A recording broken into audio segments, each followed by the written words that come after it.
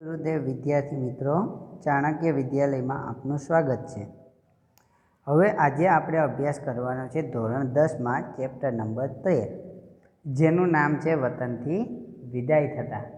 હવે વતનથી વિદાય થતા કાવ્ય છે, એ કાવ્યની આપણે વાત કરીએ, પણ તેની પહેલાં વાત કરીશું આપણે તેના કવિની, તેના કવિનો પરિચય, તેનો જન્મ, તેનું વતન અને તેને લખેલા ગ્રંથો અને સાથે સાથે તેને મળેલા એવોર્ડોની, અને ત્યાર પછી આપણે વાત કરીશું આ કાવ્યને સંક્ષિપ્તમાં।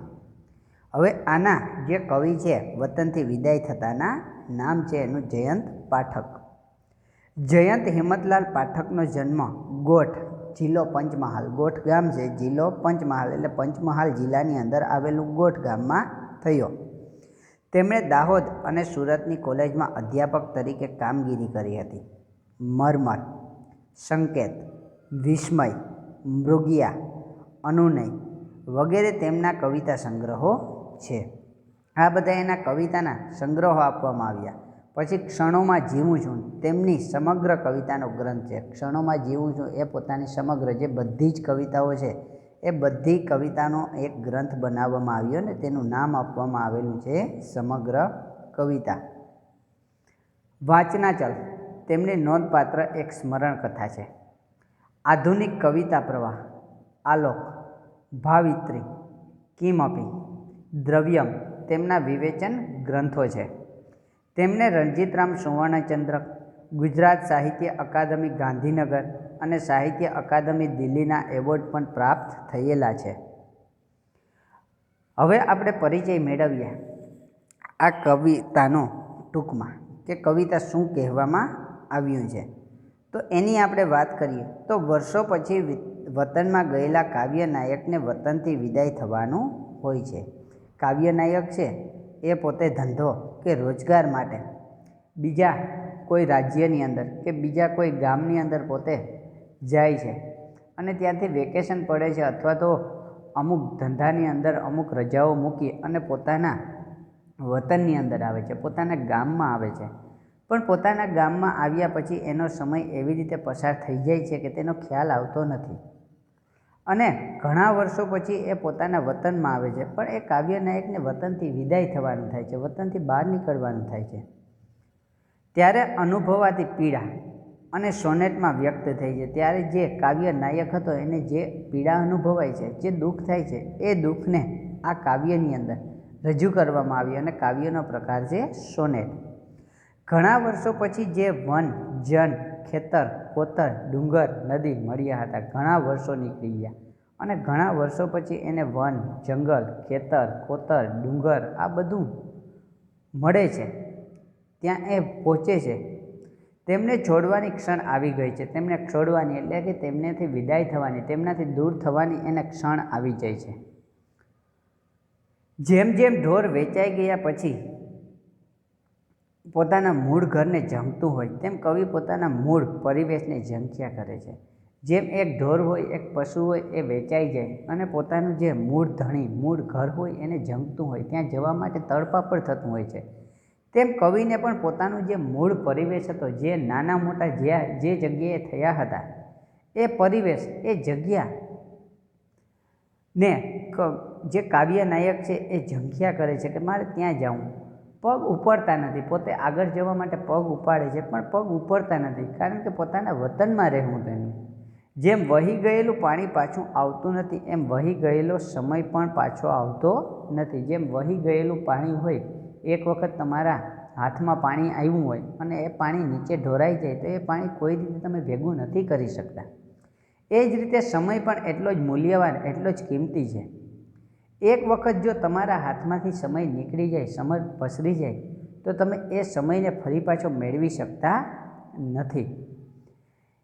એક કૂતરો પણ થોડી વાર પાછળ પાછળ આવી અને એની હદ પૂરી થતાં પાછો વળી જાય છે। એક કૂતરો હોય તમારા ગામનો, તમારા શેરીનો કે તમારા ઘરનો, એ તમે જ્યારે કોઈ બીજી જગ્યાએ જાઓ છો, આગળ વધો છો, ત્યારે તમારી પાછળ પાછળ એ કૂતરો આવે છે, એ કૂતરો ફરતો હોય છે અને જેવો એની હદ પૂરી થાય છે, એનો ઇલાકો પૂરો થાય છે, એટલે કૂતરો પણ ત્યાંથી પાછો વળી જાય છે, નીકળી જાય છે।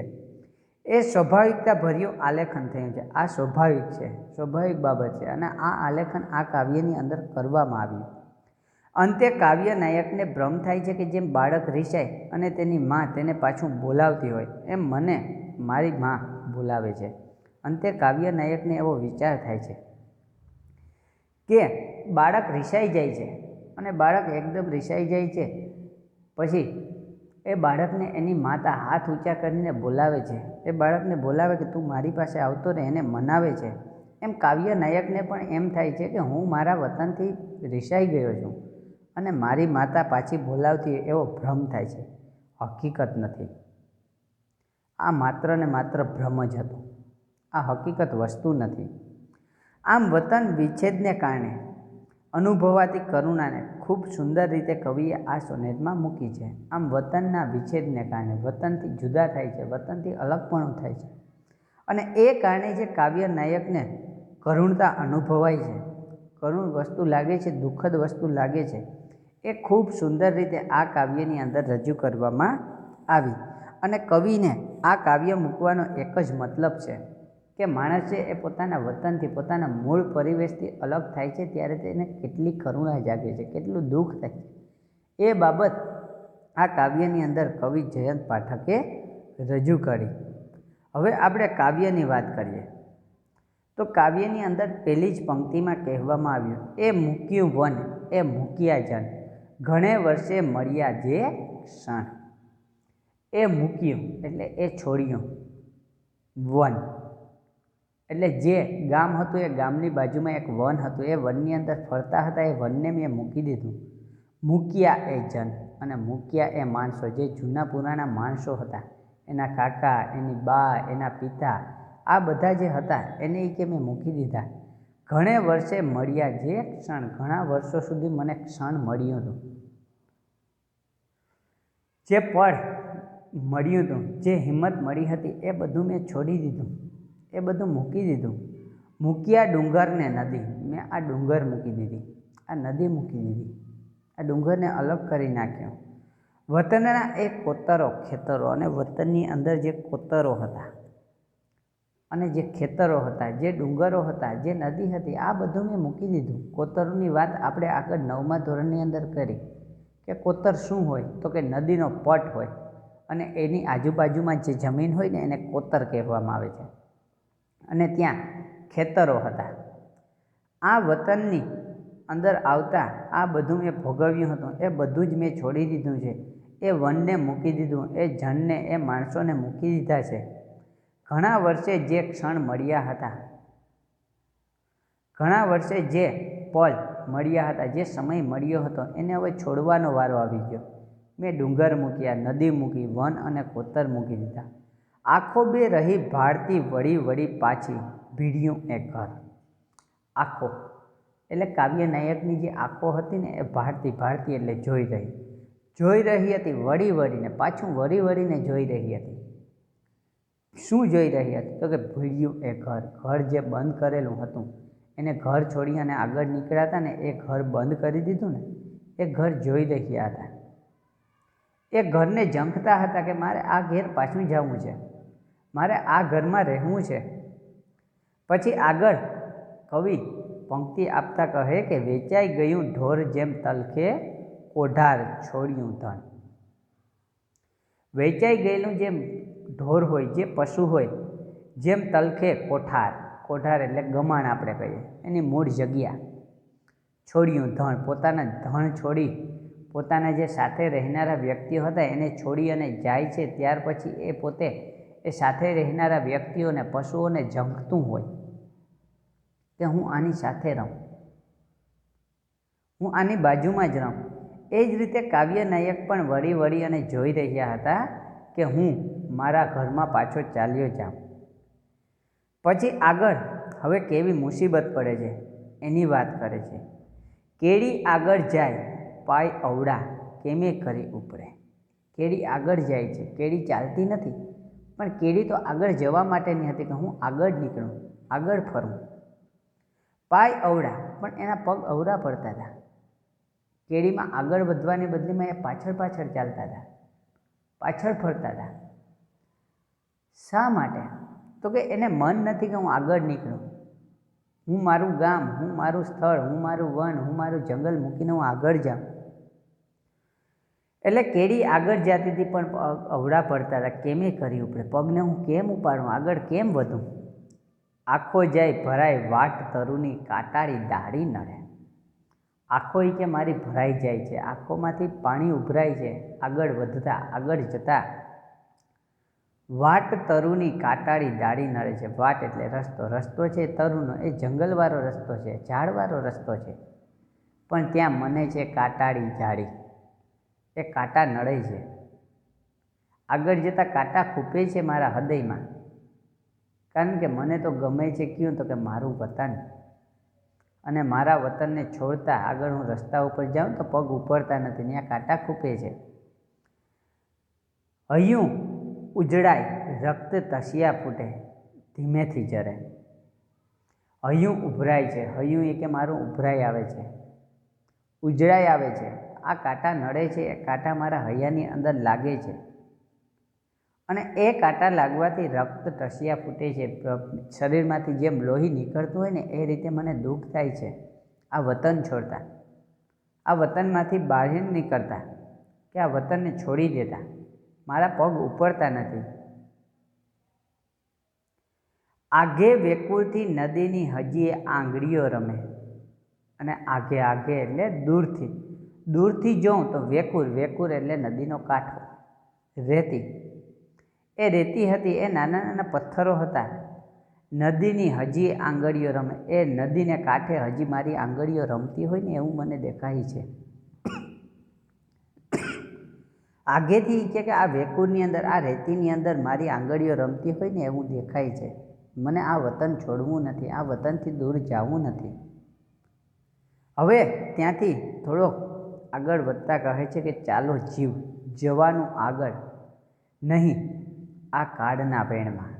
ચાલો જીવ, એ કે આપણે જવાનું તો આગળ જ છે, વધવાનું તો આગળ જ છે, નહીં આ કાળના વેણમાં. આ કાળના વેણમાં આપણે આગળ ને આગળ વધવું છે, આગળ ને આગળ જવું છે. પાછા ઉપરવાસ, પાછા ઉપરવાસ શક્ય નાહવું. પાછા તો એ કે ઉપરવાસમાં આગળ આવવામાં તો શક્ય નથી વહેવું. પાણી લૂછો નૈણના, પાછું ઉપરવાસ, પાછું આગળ જવું આપણે શક્ય નથી. ઉપર કેમ જવું? એક વખત પાણી ઉપરથી તમે નીચે નાખો તો એ પાણીને ઉપર ચડાવવા માટે ફરી પાછું શું કરવું પડે? તો મોટરનો સહારો લેવો પડે. કોઈ દી પાણી નીચેથી ઊંચું ઘા કરશો તો એ થોડે લગી ઉપર જશે, પણ પાછું આવશે તો નીચે જ. ઉપરવાસનો મતલબ કે ઉપર જવું. હવે કાળના વેણમાં આપણે વહેવાનું છે, કાળના સમયના વેણમાં આપણે નીકળી જવાનું છે. જો કહી દીધું ને આગળ કે ચાલો જીવ, જવાનું તો આગળ, ચાલો જીવ કે કોઈ રસ્તો જ નથી, આપણે આગળ જ જવાનું છે, નહીં આ કાળના વેણમાં. આ કાળના વેણમાં આપણે પાછળ નથી આવવાના, પાછા નહીં મળીશું. પાછા ઉપરવાસ શક્ય વહેવું નથી, કે પાછું ઉપરવાસ વહેવું શક્ય નથી. પાણી લૂછો નૈણના, એટલા માટે તમારી આંખમાં જે પાણી, જે આંસુ આવી ગયા ને એને લૂછી નાખો, એને ફેરવી નાખો. ભારો લે ભૂતનો શિરે વણ લૂછીએ સા બેઠિયા ચાલવું. ભારો લઈ કે ભૂતનો, ભૂતકાળનો ભારો ભરી લે, માથે બાંધી લે, શિરે ભારો લે ભૂતનો, આ ભૂતકાળનો ભારો એ કે તારા મસ્તકની ઉપર બાંધી લે. આ તારી યાદો છે ને એને સાથે લઈ લઈએ. હવે રસ્તો નથી આગળ વધ્યા સિવાય. વણ પૂછીએ સા વેઠિયા ચાલવું, અને વણ પૂછીએ, હવે તો પૂછ્યા વગર વેઠિયા, વેઠિયા એટલે વેઠ ઉતારીને ચાલવું. હવે તો આપણે પૂછ્યા વગર આપણે કાર્ય જ કરવાનું છે, કાંઈ સમજવાનું નથી, કાંઈ વિચાર કરવાનો નથી.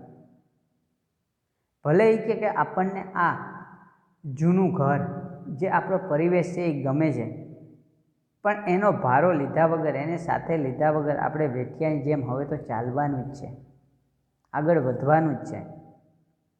પછી આગળ એક ઉદાહરણ ફરી આપે છે કે સાથે શ્વાન પૂરી થતા હદ હવે એને પાછા જવું. આપણી સાથે એક શ્વાન હતો, એક કૂતરો હતો. એ શ્વાન, એ કૂતરાની પૂરી થતા હદ, એની હદ પૂરી થઈ ગઈ, એનો ઇલાકો પૂરો થઈ ગયો, હવે એને પાછા જવું. હવે તો એ આપણા ગામનું જે કૂતરું છે ને એ પણ પાછું નીકળી જશે, એ પણ પાછું ઘરે વયું જશે, ચાલ્યું જશે. પણ આપણે એ રીતે પાછા ચાલ્યા જવાના નથી. આપણે તો આગળ જ વધવાનું છે, આગળ ફરવાનું છે. આઘે ખેતર જોઉં બે કર કરી ઊંચા મને વારતી. કવિ એટલા બધા રિસાઈ જાય છે, કાવ્યનાયક એટલા રિસાય છે, એને દુઃખ થાય છે. પરંતુ પછી જ્યારે રિસાય છે ત્યારે નાનું બાળક હોય એ રિસાઈ જતું હોય ને એની માતા એને બોલાવતી હોય, એની બાજુમાં બોલાવતી હોય, એ રીતે કવિ જુએ છે.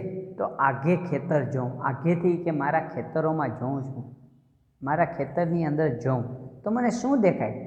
તો કે બે કર કરી ઊંચા મને વારતી. બે કર, કર એટલે હાથ, બે હાથ ઊંચા કરી અને મને ફરી પાછી વારતી હોય, મને ફરી પાછી બોલાવતી હોય કે અહીં આવતો રહે, અહીં આવી જા, મને વારતી. એ મારી ભ્રમણા, આ મારી ભ્રમણા છે. ભ્રમણા એટલે ભ્રમ. આ મને ભ્રમ થાય છે કે મારી માતા મને પાછી બોલાવે છે કે દીકરા હવે કામે નથી જવું, તું આ ઘરે રહે. રિસાળ શિશુને બોલાવતી બા હતી કે એ તો દેખાય છે મને કોણ? તો કે રિસાયેલા શિશુને, બાળકને બોલાવતી મારી બા હોય ને એવો મને ભ્રમ થાય છે. આ હકીકત નથી. અહીં લેખક જે વર્ણન કરે છે એ એવી બાબત દર્શાવવામાં આવેલી છે કે વતનથી માણસ જ્યારે વિદાય થાય છે, વતનથી જ્યારે દૂર થાય છે ને ત્યારે એ વ્યક્તિને કેટલી મુશ્કેલી પડે છે, કેટલું દુઃખ થાય છે. ખરેખર તો એને પોતાની વતન છોડવાની ઈચ્છા નથી, વતનથી આગળ જવાની ઈચ્છા નથી, પણ મજબૂરી અમુક એ પ્રકારની હોય કે એના વતનથી એને દૂર થવું પડે છે. અને વતનથી દૂર થતાં જે દુઃખ થાય છે ને એ દુઃખની વાત કવિએ આ કાવ્યની અંદર કરેલી છે.